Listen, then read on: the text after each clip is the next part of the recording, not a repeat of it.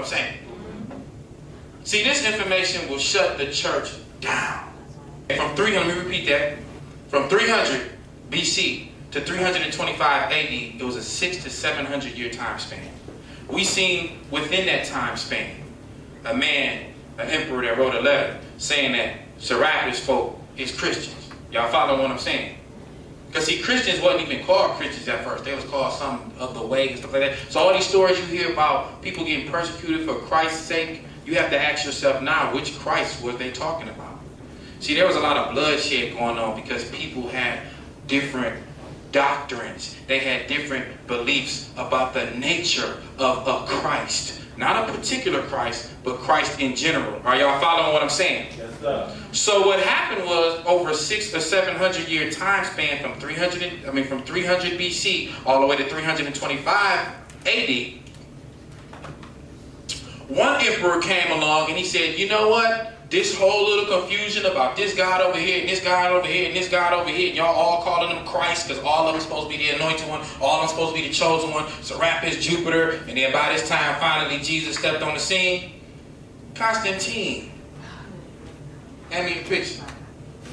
All right, we're going to wind this thing on up. One emperor, white boy,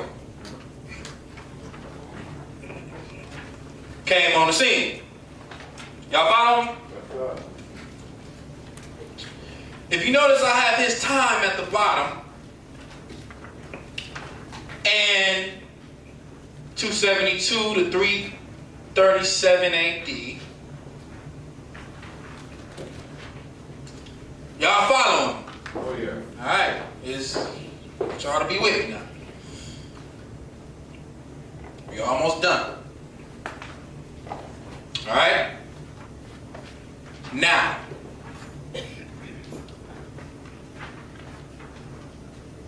everybody got a picture? Constantine, 2nd, 3rd century emperor. Now by this time, the Europeans damn near ruled the world. They didn't invaded and took over everything. Y'all follow what I'm saying? Yeah, they invaded. I want to say but see, when you come to somebody's house and you claim everything for yourself, last time I checked, that's called a thief. Last time I checked, I don't know. Everybody got a picture? Everybody got a picture? Yeah. Okay. Constantine I was known as the first, y'all notice I'm sorry, y'all. I'm supposed to be all on my notes, I'm sorry. But this stuff is in my spirit, so I'm just gonna blabber it on out. I'm shocking myself right now because I didn't even look at my notes. Constantine I was known as the first Christian emperor. Why? See what I'm saying? You gotta take a look at this. He's the emperor that came along, and he did a lot of, I want to say, evil things. He had a lot of people, put to death. In his own family, if I'm not mistaken. And he wanted to make a political change in his ruleship. He noticed that one of the major problems around this time was religion. Too many people were believing in too many different doctrines. Remember that word? Christology was in confusion. Remember that definition? The study of the nature of Christ? Well, you had different people in different parts of the world who were over certain churches. These certain churches believed in certain doctrines because they were not, unified yet.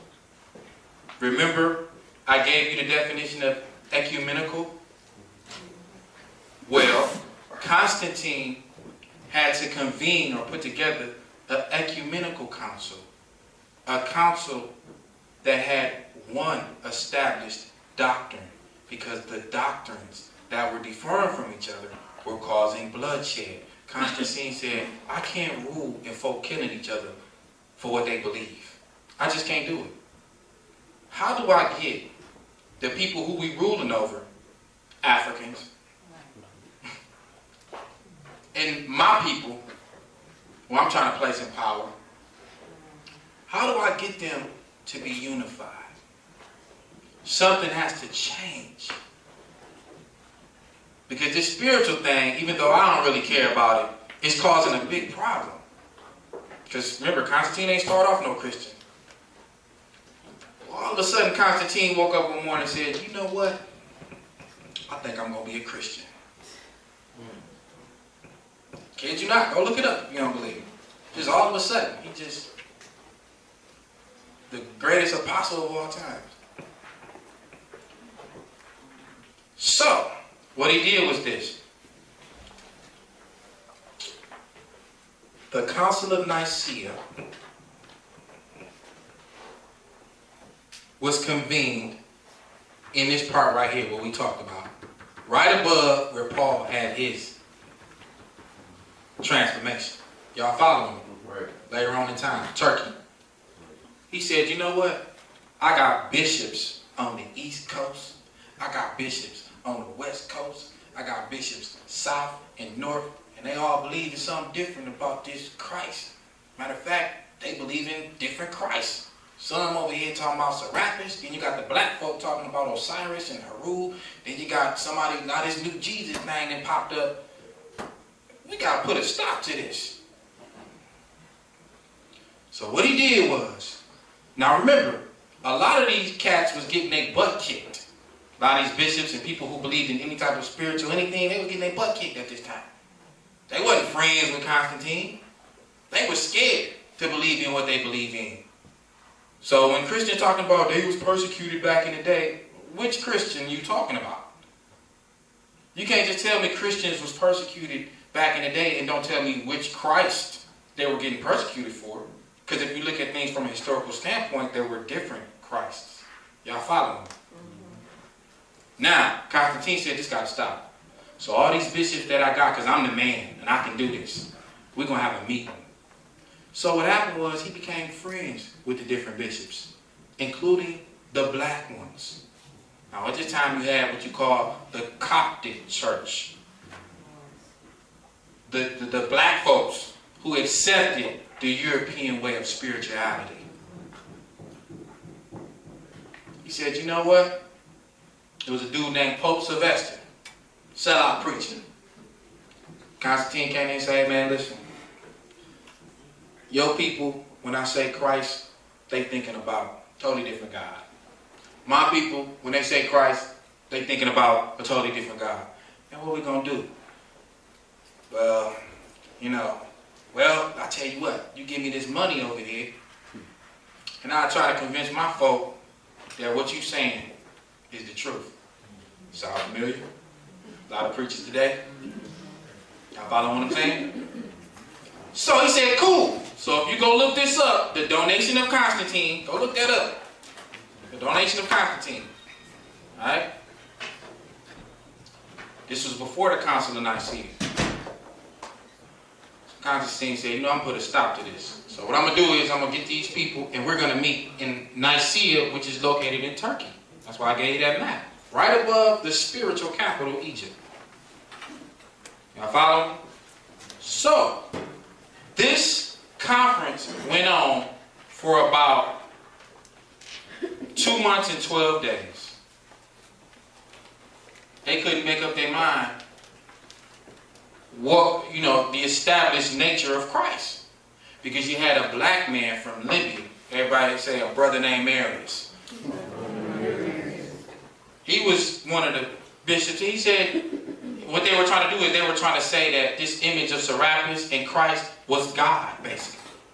Arius was like, hold on, whoa. Look, y'all done came in here, y'all done whooped our tail, y'all done did all this stuff, but you ain't about to sit up here and say that this image that y'all done made with y'all hands and that y'all done created is God. It's equal with God, the Creator. It's only one God. Constantine was like, what I say go. So what y'all preachers need to do is get together amongst yourselves and discuss this, or I'm going to chop off some heads. See, because when he put this into place, it became law. So the preachers got scared. They was like, man, we got to come to a conclusion. And there was one dude, brother named Marius. He said, I don't care what y'all do. And I don't care if I die. But I'm not going to believe that this crazy looking image that y'all got and this dude y'all trying to make up Jesus, and y'all trying to slap Serapis' image on this new person, Jesus, is God. I'll do anything else. But y'all ain't about to say that that's God. Constantine was like, you know what, man? Y'all got to do something about this brother Arius. 2 months went past, about 12 days. I said about 200 to 300 preachers in the room. 2 months and 12 days. Constantine made sure they was tight. He fed them. He did whatever they needed, they got. He just wanted them to come to a conclusion about the nature of Christ. Now check this out. This is when Christology was established. What we believe in church today. It wasn't established in the BC. I know they like for us to think that the Old Testament was talking about Jesus. But the Old Testament wasn't talking about Jesus, because I don't see his name nowhere in the Old Testament. See, it's easy to slap some books together and then say, well, I was talking about this. See, I said green, but I meant red. Nah, I can't do that. See, why do we think that God got to go in circles? God mean what he say, and he say what he mean. Why you got to play games with us humans? I don't want to serve no God like that. See, what God really meant was, nah, man, nah. Open your eyes. Seen a bird sing? That's God. Seen a tree grow? That's God. He makes it evident who he is and what he wants. And the pattern of things that exist. You can see the nature of God. Right. You don't have to explain that to me. Right. When I see a child being born, that's God. Working. How about the Son? Theology, okay? The theology, the Son, exactly. Theology is the study of God. God is not to be studied. Maybe understood, but not studied. God is not a guinea pig you can stick in a cage and say, we're going to figure this thing out. Y'all understand what I'm saying? That's true, bro. Now, Constantine had this thing going on. He said, y'all need to get together. Y'all need to make it happen. Hand that picture out. We almost done. Hand this out. Now, thank you, sweetie. Now, at the Council of Nicaea, 325 AD, 700 years after the birth of Serapis,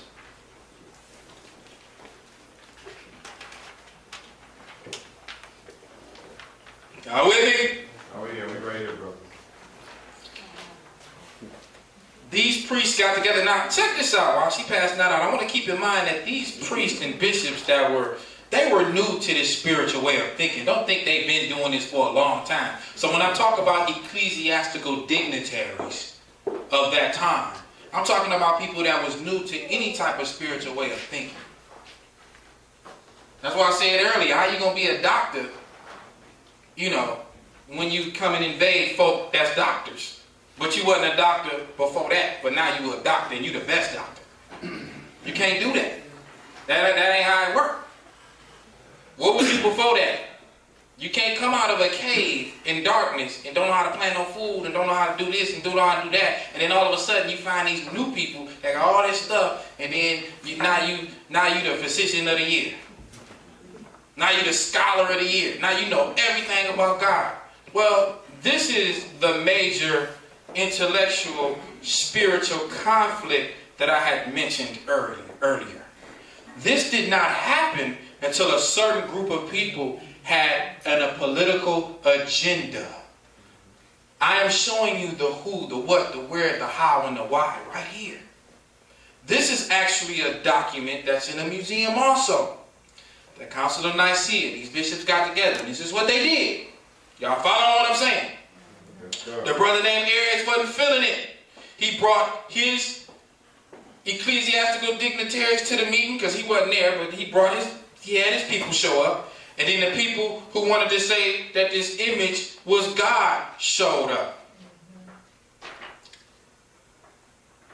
If you notice at the bottom of this page, I said, those who have lied in the past tend to deal with the right now and not deal with an agenda for the future. If you notice when folk lie, they deal with the right now. They don't lie for the future because they don't know what they got to lie about next. I'm saying this for a reason.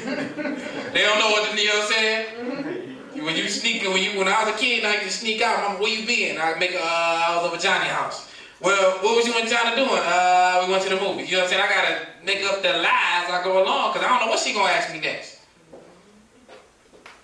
Now, in this, finally the priests got together and they made a creed. And this creed that they made, now check this out. This creed said, this is what Constantine wants, and nobody better not go against it or off what they had. These creeds became laws. This wasn't no opinion. Like, well, you don't have to believe this if you want to. Nah. I dare somebody to say that Christ ain't God, and they gonna die. That's what a creed was. I want y'all to get a clear understanding of that. Okay, this ain't like you driving down the street and say, you know what? I don't want to go to Church of God in Christ this Sunday. I want to go to the Baptist church. I don't want to go to the Baptist church. I want to go to the Pentecostal church. No, they ain't had them. No. This dude was cruel. This creed was law. These spiritual doctrines became law. Are y'all following what I'm saying? People risk their life for these creeds. Now, I'm just going to read over this creed. And as I read, I just want y'all to flick on the light of common sense in y'all brain. And check out what the creed says. This is the actual creed. It says, we believe in one God, the Father Almighty, maker of all things, visible and invisible. Now, I ain't got no problem with that. That's what Arius' argument was with all along. It ain't nothing but one God. That's what the argument was all about. That's all Arius was trying to say. It ain't nothing but one God. And in one Lord Jesus Christ, the Son of God, begotten of the Father, the only begotten, that is, of the essence of the Father, God of God, light of light. Now, why you got to keep repeating that? I mean, if it's true, why you got to keep saying that? Who are you trying to convince? This is an actual creed that all church establishments base their foundation on. This is the first doctrine, period. Christology and doctrine, this is it. The first one. Let's keep reading, because it gets dumber. Light of light, very God of very God. I mean, what is that? Begotten, not made, being of one substance with the Father, by whom all things were made, both in heaven and in earth. Why do you have to keep reiterating that? That it wasn't made. If it wasn't made. Who for us men and for our salvation came down and was incarnate, typo, and was made man. He suffered, and the third day he rose again, ascended into heaven. From thence he shall come to judge the quick and the dead, and in the Holy Ghost. Now listen, if this was documented before this creed, why they gotta put it in the creed? It's supposed to be is what it is, right? Are y'all following what I'm saying? Click on the common sense light now. Because if I was to write this down as a creed and show that to y'all, y'all would call me stupid. God from God, light from light, very God of very God, begotten, not made. I mean, what? Alright? And in the Holy Ghost. They stuck the Holy Ghost on it. Now check this out. This is the part that really gets to me under my skin. We almost done. This is deep. Now they came to this meeting and they put this meeting in the place specifically for the dude Arius, who was trying to say it ain't nothing but one God. He ain't got no son. Ain't number one God. So at the bottom, and this is in the creed. This ain't like a footnote. And those who say there was a time when he was not, and he was not before he was made, and he was made out of nothing, or he is of another substance, or essence, or the Son of God is created, or changeable, or alterable, they are condemned by the Holy Catholic and Apostolic Church.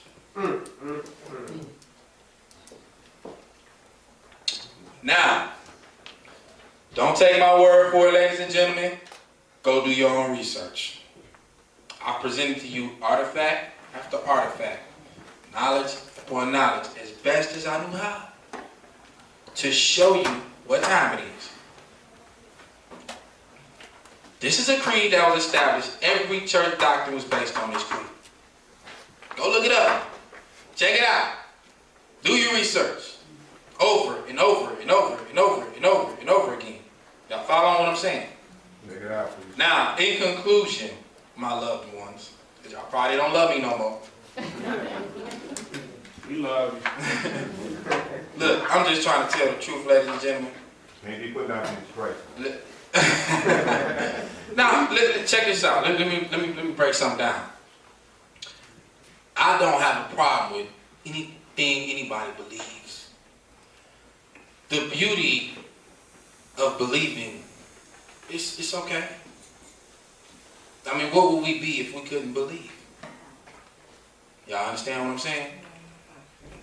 But like I said, because I got to get y'all a conclusion. I can't have y'all go out like that. There's folk that's going to watch this DVD and they're going to be just shocked. You know, because I go to sleep on this Eddie. You know what I'm saying? This ain't new knowledge for me. Let me tell y'all something, black folks.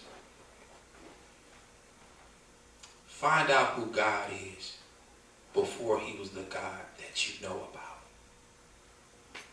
You hear what I just said? See, it's amazing to me how we fall for stuff. It's just amazing. See, let me tell you something. If somebody can get your spirit in check, they can get your mind in check, they can get your body in check, they can get anything in check. Everything. When you go to church, you base your whole life on that. Everything. The beauty about God is finding out who he is. The main thing is finding out where we went wrong. Right. And why we at the bottom of the totem pole. Right. Okay. Right. And so Yeah. If you are a part of a religion today, and it does not help with the liberation of your people, you are wasting your time.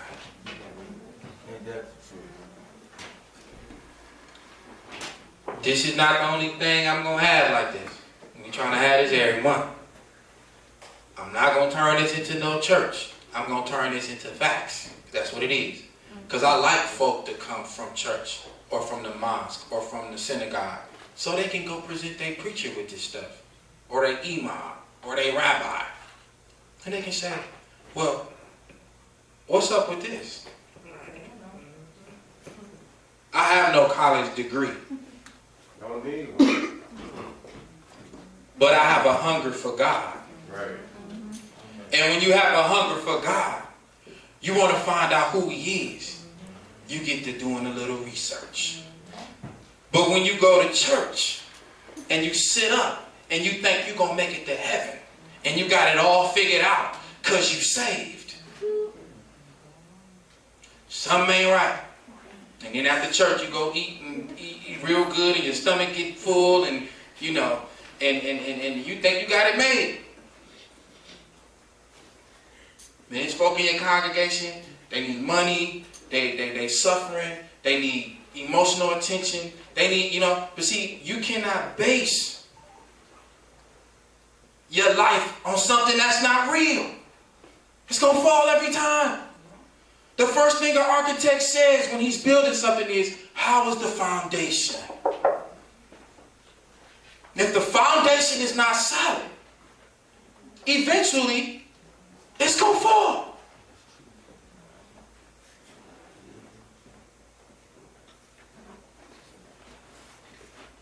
This stuff right here is reality. You know? And those who are spiritually empty after finding out this information, speaking to the people that's going to buy this DVD and to whoever, I don't know what's going on in 4K. You can fill it back up. Knowledge is power. Kool Moe Dee came out with an album back in the day called Knowledge is Power. When I was a kid, I didn't understand that. The right knowledge, that's right. It's an old African proverb that says, know yourself.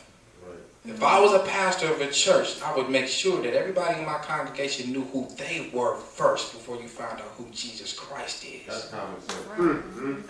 Common sense. Because if you don't know who you are first and what you have done, your history makes you who you are. You are here where you are right now because of the things that went on in the past. Right. For someone to say it does not matter, to me, is a fool. Right. Get away from it. Black men, start treating these women with respect. That's right. They are the mother of our children. And I'm guilty too. I'm sitting up here like a saint.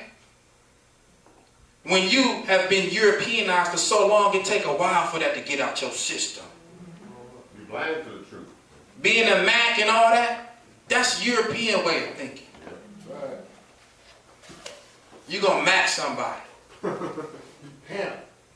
Don't you know our family structure and our family value is the essence of our strength? Why do you think they got all these coons on TV with grills in their mouth and all this stuff looking crazy and rims and cars? All we care about is what are they trying to stop us from knowing? What are they trying to distract us with? Are y'all following what I'm saying? Come on. Have the truth, brother. Everybody okay but us. Yep. Oh, we got Barack. Let me tell you something. I love Barack. He's a great man. But Barack gonna look out for Barack. Now, when you wake up in the morning, Barack ain't, you know, he might be on your TV, but he ain't in your bed. You better Barack yourself. Make yourself Barack for your life. On your job and in your home. We have lost the family fence that we have built.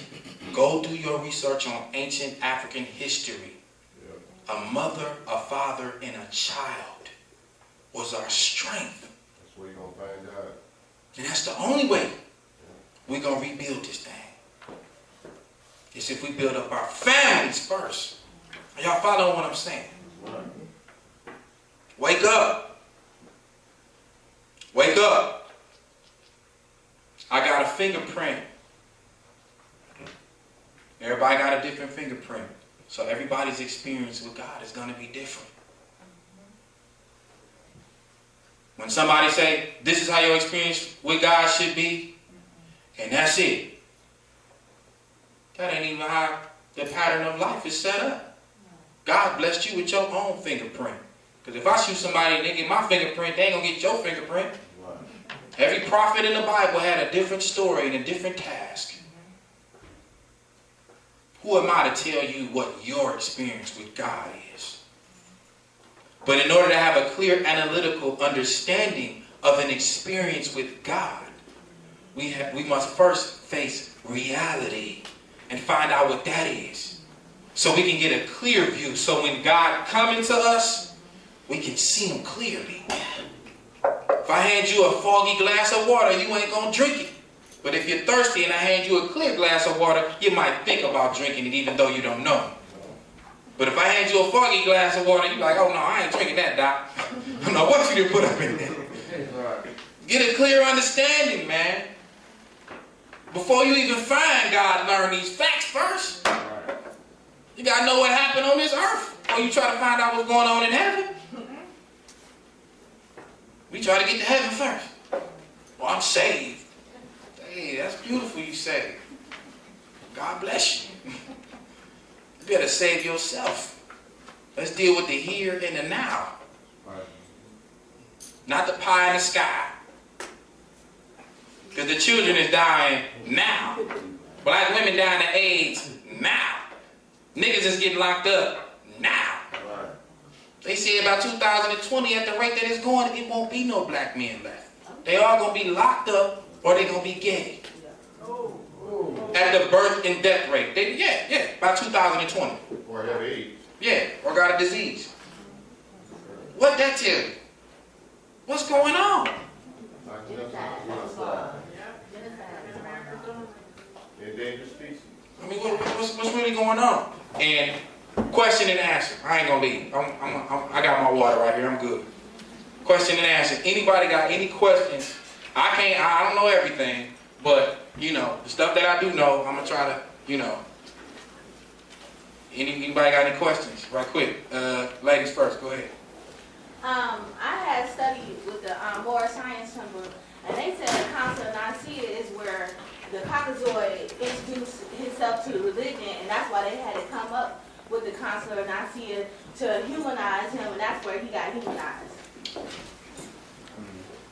So your question is? My question is that before the Council of Nicaea came together to come up with the stolen testimonies of the Holy Scriptures, or is that like just made up? Well, the first thing that came out your mouth is the Moors. The more science. that just. I mean. Listen, what I'm saying. Like I said, I'm not a part of any group or anything like that. You know, United Kingdom of Amen-Ra, it's not going to be a religion. It's not going to be a sect. S-E-C-T-S.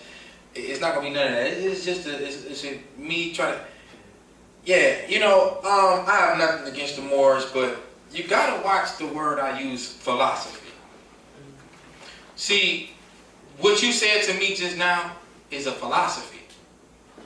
First of all, Europeans, they had gods, you know, before the Council of Nicaea. There were different gods, you know what I'm saying? I mean, they had different gods. The Caucasoid and all that, I don't get off in all that. You know, I deal with history. European did this. This is what's proven. Africans did this, point blank. The Caucasoid, what they did, they tried to humanize them. I mean, give me some proof. Tell whoever Bay, you know, that had the Bays, to show me give me some proof. Can I get a letter from somebody?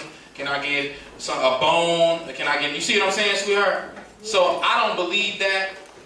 I don't believe that at all. I don't believe that. I believe that it was just a group of people trying to rule over a certain group of people, and they just made up a creed. You know what I'm saying? And it just so happened that they were European and they were African. As far as the humanization of the Europeans, in my opinion, I will admit that Europeans have done a lot of inhumane things as far as the Council of Nicaea being something to make them human. I can't answer that question. Well, you're saying that they had spirituality before, the Europeans had spirituality prior to them even learning a lot of the stuff about, before they came up with the concept of the Council of Nicaea. Was the Romans and Greeks practiced any spirituality aspects prior to them coming with Zeus and God and that Greek mythology? Okay. They had spirituality concepts, period. I believe that they did, but I wouldn't call it a spiritual thing. You know what I'm saying? See, when you deal with a group of people that don't bury their dead, they eat raw meat, and they have no type of agriculture society. I'm just keeping it real. They have no type of agriculture, you know, society. They have no type of family structure and things of that nature. I wouldn't call it spiritual. Not my definition. I would call it just something to do. Because when you go do your historical research on the European and how he developed, all right,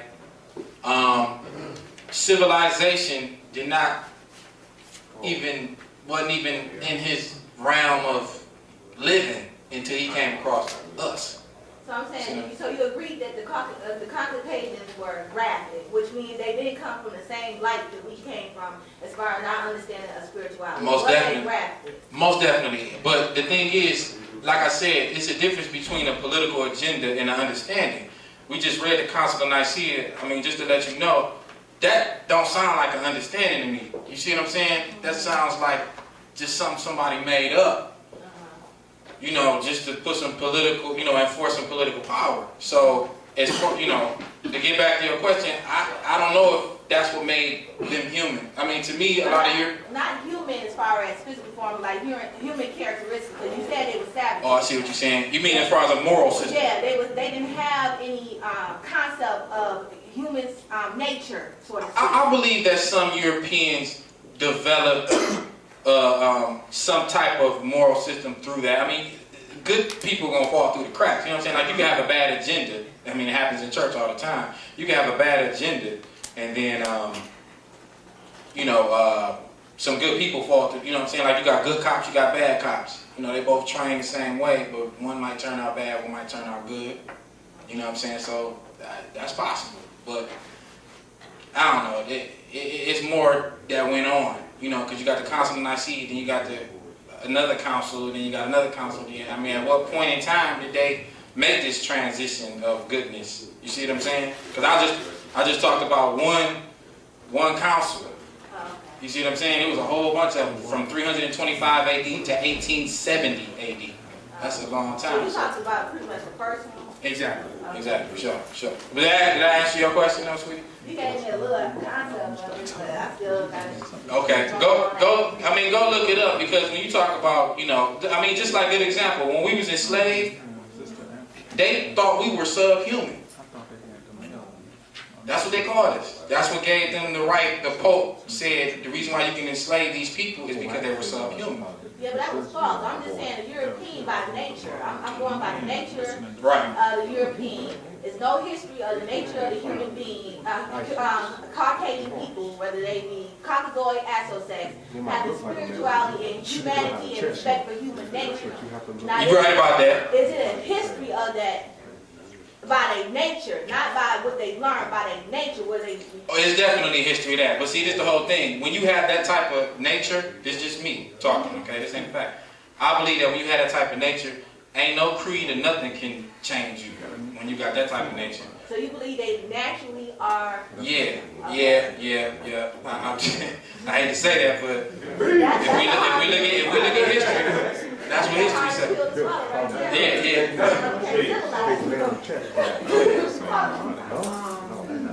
What is the true nationality of Moses, seeing how that came up to be an issue when the slaves was in need of deliverance?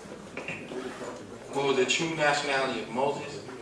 Yes. When the slaves needed deliverance? No, seeing how it came up at the time that the slaves was in need of deliverance. It seems like it was brought to his attention that he, even though he was raised an Egyptian, right, he was a Jew. he was not an Hebrew. Egyptian. He was a Hebrew. Oh, Right. he's a Hebrew. Well, according to the story, he was definitely a Hebrew. Okay, and what relationship do that have to us? Well, according to, like I said, the story, the original Hebrews was black. Oh, okay. Because it was no, I know we see the movies, you know what I'm saying, but there wasn't no other race but us at that time. You know what I'm saying? It was no other race but us at that time. So, I mean, they make a distinction in the Bible, but historically speaking, from my perspective, if you saw an Egyptian and you saw a Hebrew, they probably was, the same. Well, they had to be if he was able to take them out the river and raise them as his own. Exactly. Okay. So that whole concept about like the white Jews that we say today, the European Jews, and they say they God's chosen people, that can't be possible. That's impossible. So what relationship do that have to us today? Well, historically speaking, okay, the Hebrews, according to their history, were a group of people who just migrated from the same spot. See, we all had a location point. When you look at this map, and you talk about Tanzania, Ethiopia, Sudan, everything up along the Nile Valley, everybody migrated from there, you know, from that specific spot. So over a course of time, they might have developed their own tribes or developed their own, you know, belief systems and things of that nature. But at the end of the day, a Negro was just a Negro. You know, a black was just a black. African was just a black. You know what I'm saying? I can't look at somebody from the east side and be like, I can tell that brother from the east side. I don't know this brother from the east side. You see what I'm saying? I don't know that. He's black. That's all I know. So to my understanding, me doing my historical research, they might have had different traditions. They might have had different belief systems and things of that nature, but they looked the same. There was no distinction. If they did look different, it might have been, like I said, a cultural difference. But the Hebrews, the Egyptians, see, Europeans came and split all that up. You see what I'm saying? We was like this. You know, like I said, it might have been a tribal difference or something like that, but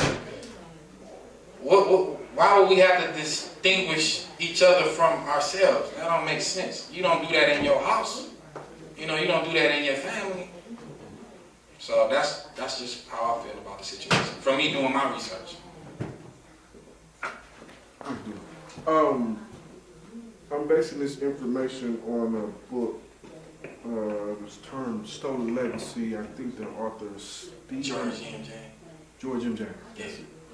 In that information, they depicted how the Greek so-called scholars, Socrates, basically the main focus was on Socrates, how he did attend that school of thought, the Egyptian school of thought. Okay. And in that, he was considered a hierophant, which I would be termed like the beginning of the calisthenics, so to speak.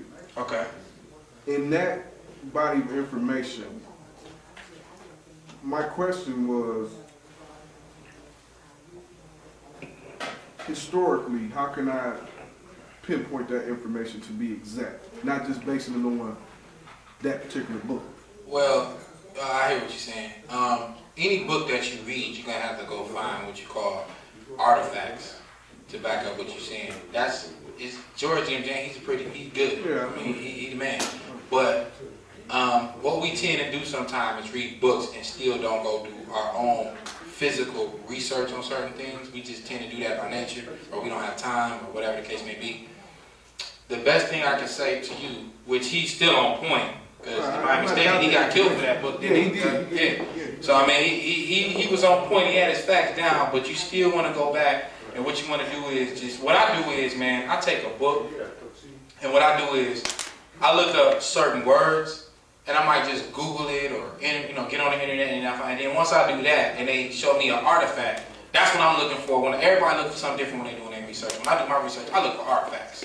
I'm sorry, I just do artifacts. I love artifacts because artifacts says a lot. When you find something, you know what I'm saying, it confirms a lot of stuff. You understand what I'm saying? So when you're reading that book, or any book, you want to find an artifact to back up what you're saying. Because without an artifact, you have nothing to base what you're saying on. You see what I'm saying? You have to find out why is that artifact considered an artifact. Give you a good example. They claim they just found a tomb of James, the brother of Jesus, and they found out it was fake. So you got to go do your research on the research. Then they, you know what I'm saying, then they said that they found his shroud. Then they said they found, come on, man. Why all of a sudden the fake stuff they starting to find and the real stuff they didn't been found? So, you know what I'm saying, you gotta find that artifact, man. Let your artifact be based, let your study be based on the advice that I give, an artifact, man. This was here because this happened, and this got here because these people over here did this. You see what I'm saying? So, I mean, that an artifact. Artifact, that's why it's called an artifact. You know what I'm saying? That's right. You know what I'm saying? You put it together, man. And then, remember this too, man. I'm going to say this. Literature, listen to what I'm about to say. Literature is never fact. It confirms a fact. In other words, I can find a book like the scrolls in the Bible. And people say, see, we found the papyrus leaves of the Bible. And everything in here must be true. Nah. Doc. That ain't how it works. Now, if they find one of the books of the Bible and it said that Joseph had a coat of many colors, and then the land that they said Joseph was in They go to that land, and then the house or the little hut that they said he was in, they go to that hut, you see what I'm saying? And it's in the exact same location, and they find this coat with many colors all torn up and stuff like that. Now we talking. Now we can start putting some pieces of the puzzle together. But for you to find some papyrus leaves and they just tell a story, come on, man. You can't. Literature is never confirmation. Literature is never the exact artifact. Literature is always confirmation of an artifact. You understand what I'm saying? So that's, because Josephus said that Jesus existed. That's what he said. You know what I'm saying? I don't believe that. Show me some proof. Josephus was also a liar, according to history. See what I'm saying? So, can I answer your question? Good enough, bro. All right, for sure. Anybody else? Oh, my bad. Go ahead. Yeah, was Yeshua another name for Jesus, or was Yeshua a real person and did he exist? Well, that's a good question. This is the whole thing you have to remember. Yeshua is the Hebrew word for what they call Jesus today, which I said originally it was spelled I-E-S-U-S. Okay. There was a lot of Yeshuas back then. That was a common Hebrew name, man. If I can get church folk to realize that. There's two Jesuses in the Bible. You got Joshua, which is Yeshua, and Jesus in the Greek. That's right. So which Jesus you talking about? But if you tell church folk that, they look, it's only one Jesus, brother. No, it ain't. Go get you a concordance. Yeshua and Jesus is the same thing. That's what it is. So which Jesus you talking about? Both of them were supposed to save their people. Because after Moses died, here come Joseph, and he was supposed to lead his people to the promised land. Jesus was too. See, when you look at reality, you know what I'm saying? Yeshua, man, is a common name, man. Back then, any rabbi will tell you that with their white self. They wasn't even around, but they'll tell you that, wasn't no J. So, you see what I'm saying? So, Yeshua, yeah, I believe that it was a Yeshua that existed. And I believe that Yeshua, which means God is salvation, I believe that there were some Yeshuas on the planet that did some great things, man. But I don't believe that it was a Yeshua that walked on no damn water. Believe. I don't believe that he fed 5,000 folk with 2 fish and 5 loaves of bread. It's just hard for me to fathom that. It's not that it can't happen. Anything is divine. But where the proof at? We got proof for everything else. We got proof for this fool right here, Constantine. You mean tell me all the evil? How come all the evil people got facts to their stuff?